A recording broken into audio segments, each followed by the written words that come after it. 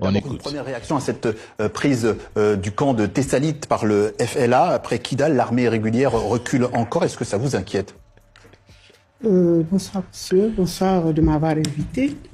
Je ne comprends pas parce que c'est toujours les médias extérieurs qui disent que nos villes sont prises par le GNIM et le FLA. Pendant ce temps, nous qui vivons la situation, nous savons que nos militaires, évidemment, comment dit-on, à Kidal, à un moment, il y a eu un repli tactique. Et aujourd'hui, c'est nos militaires qui sont à Kidal. Et là, Tessalit, c'est pareil. Voilà, donc... Nous n'avons pas les mêmes informations. Ben oui. Parce que là, nous avons des images qui montraient justement sur Tessalit. Ben oui, et les images, vous les détenez comment? Depuis? D'où? Est-ce que vous avez pris ces images-là sur le tas vous-même?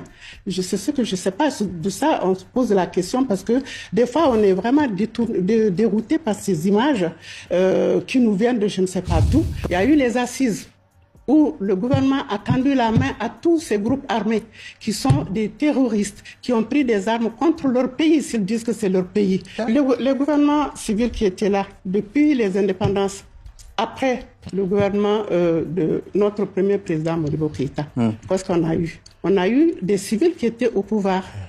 Est-ce que ces civils-là ont empêché qu'il y ait cette rébellion? Longue vie à cette dame.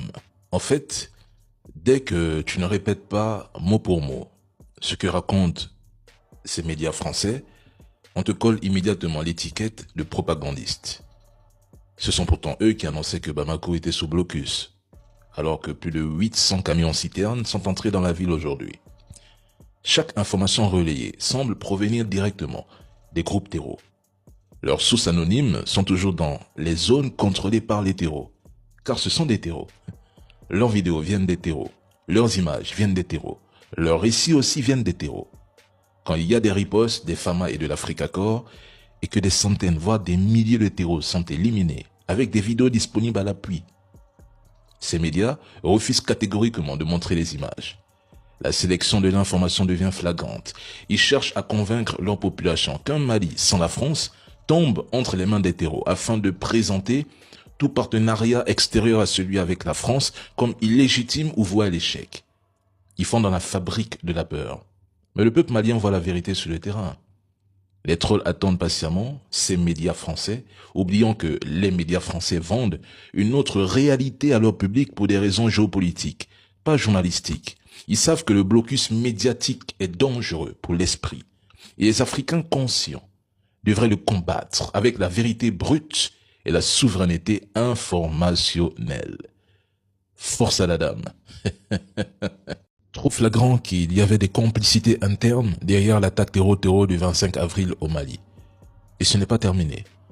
D'autres noms devront encore sortir. Je pense qu'il y a eu des individus capables de manipuler l'information et le renseignement à leur guise afin de permettre aux terreaux d'attaquer. Comment des Maliens peuvent-ils collaborer avec des terreaux pour attaquer leur propre pays?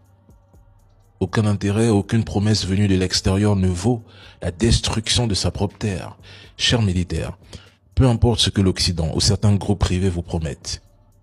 Pour eux, vous ne serez qu'un outil temporaire dans une stratégie qui vous dépasse.